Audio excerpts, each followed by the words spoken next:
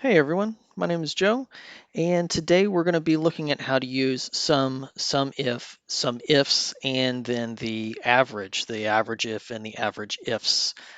They work really similar to each other, they just show you a little bit of different types of data. So the most common thing that we do when we're adding things together is we're going to use the sum function. And what that's going to do is it's just going to take a range of numbers and add them all together.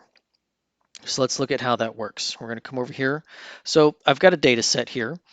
We've got first name, last name, and then address broken out by city, state, country.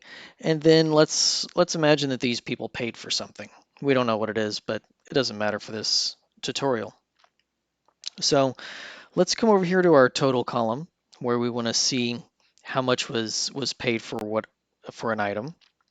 And we can come in here and we can say equals and type in sum, and your first option in this list that populates is sum, and it's a sum of a series of numbers and or cells. And so that's what we want. You can either click on this or hit tab and it'll kind of auto complete that for you, and then show you some helper functions here and kind of guide you through how to do this. And so here you can either select on one particular cell, you can hit comma, you can select another cell, you can hit comma, and you can select cells all through here, and it'll give you the total of those particular cells, right? So we'll close that parenthesis off, hit enter. We'll ignore that suggestion for now, and it'll show you the total for those particular cells. Now, if I double click this, it'll highlight those cells that we did select. And you see how they're kind of color coded. So this orange one represents this first cell here, cell reference, and then purple for their second cell reference, and so on and so forth. But let's say we want to look at the entire range. So I've got 100 rows of people and data here. And so there's a couple of ways we can do this. We can type in the cell range, so we can say G2 semicolon and then through G, and that'll show us the entire range. So you can see I'll scroll down, it selects everything in here. And it will even continue down to the end of the page since we've selected G. We can also, if we know that and so what's going to happen here is as you enter new data in, it'll automatically populate and update that first, the sum range and the sum total. However, if we know that this is the end of our data set and it'll never grow, we can also add in and say, G101, and it'll close that off right there. So if we add in a new row of another person here, this purchase amount will not be added into the sum total. So just so you know. So here we can hit enter and scroll up to the top of the page, and we can say, okay, so our sum is $5,386, and that's for everybody who's purchased something. Another way that you can get a sum for a smaller range, and if say it's something that you just want to quickly reference, but you don't need a permanent cell that kind of shows that, you can select a range of cells, and then this new little box will show up down here, and it'll show you a sum here, and you can even click over here, and you can see the average, the minimum, the maximum, and a count of the rows or the not. Well, no, not necessarily the rows. It'll give you a count of the items. So if there's a blank cell, it won't count that. But it'll count all items, whether it's numbers or letters or names. And then this bottom one will count just the numbers. Okay, so if you've got names also in this range, it won't count those. So that's how sum works. Sumif is very similar. We'll come into our cell here. We'll type in equals and sumif, and we can click there to complete that out. And then our helper function here says you need to select a range, and this is going to be the range that our criteria is based on. So here in our instance, we're going to filter off of the state of South Carolina. And so we need to tell it what range we want to look in to find that. So I can come over here and I can just click the header for column E and select the entire column. And so what it's going to say is, okay, I'm looking in this column, and then we'll hit comma, and we're going to tell it what to look for.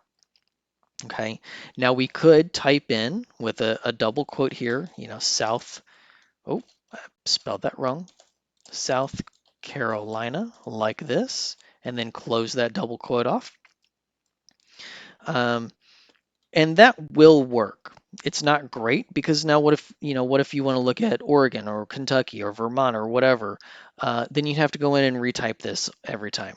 So I've created a data validation drop-down box. And if you don't know how to do that, I've got another video that I'll try and link into this. So take a look at how to do that. And so what I'm going to do is I'm going to create a cell reference over to my drop-down box. And so add that in. So now we've told it, hey, look, I want you to look in this range, which is column E, and I want you to look for this particular string, which in this case right now it's South Carolina. And now we're going to come in and say another comma, and this is the range that you want it to actually add up. Okay, so that's going to be our column G, right? Because this is where our values are that can be added up. We're going to close that parenthesis off, hit enter, and there you go. So now what it's done is it says that for every person that lives in South Carolina has purchased something, they have bought $146.08 worth of something. And then to expand on that, we also have these sum ifs. If we wanted to filter that down even more off of multiple criteria, so instead of just South Carolina, we can add in the city of Faunaville here. Real quick, I want to show you how this data validation works. So let's back up just a moment. I'm sorry about that. So I can click this drop down and let's select Oregon, and then see how it changes to 306 and a penny. So all the people that live in Oregon have bought this much, and we can switch that over to Kentucky or any one of the other states here. So I'm gonna take it back to South Carolina so we can kind of see what we're working with here. All right, so back to sum ifs. This is going to add a range of cells based on multiple criteria, and it works very similar to the sum if, but the format for the function is a little bit different. So we're going to hit equals and type in sum ifs with an S on the end. We can hit tab to complete that. So now we're going to start off with the sum range, and this is the range that we want it to add up. So we tell it column G by clicking on the header of column G. We could also, select a range like this. But for our case, column G is what we want. Type in a comma and it says, okay, what is your criteria range number 1? Okay. And so we can come over here, we can select all of column D, we hit a comma, and now it says, okay, what is your criterion for number 1? And so we're going to say this cell right here to select our city. And then we hit comma again, and it says, okay, great. Now what's your criteria for range 2? So where is this range at? And select our column with our states, and we hit comma, and then, okay, what is your criterion for range 2? And we type in South Carolina. And you can do this over and over and over, however many times you want to filter this data set down to get to exactly where you want to be. So once you finish that off, close that parenthesis off, hit enter, and then it gives you the sum of the people who live in South Carolina and in the city of Faunaville here, okay? Now I don't have this data set situated to be able to go to just the cities in South Carolina, so I can't show you that. But that's how that works. And then average works exactly the same way. So we can type in equals and average, and it populates to where we want here. So we just click that, and then it asks you what's the values that you want to do. And so we can just say, I want to know what the average of G is, of all the paid amounts in column G, close the parenthesis, and there it is. There's your average of $53.86. And then same thing for average if equals average, and we come down here to average if. So average of values depending on criteria. And this is formatted the same way as sum if. Look at our criteria range. So we want to look at all of the states, which is column E here. We're going to hit comma. What is our criterion? So we're going to select this cell here to tell it which state to look at. Hit comma. And now what is the average or range? What's the column that you want us to average up? And we select column G for that. Close that parenthesis. And there you go. And then average ifs is just like sum ifs. So we'll type in average and come down here and select ifs. And then it's in that opposite order again. So average range. So we'll select column G, hit comma. What is our criteria range? Number 1. So we'll select all of our cities, hit comma. What's our criterion? We want to look at this cell so we can filter on our cities. And then hit comma. What is criteria range number 2?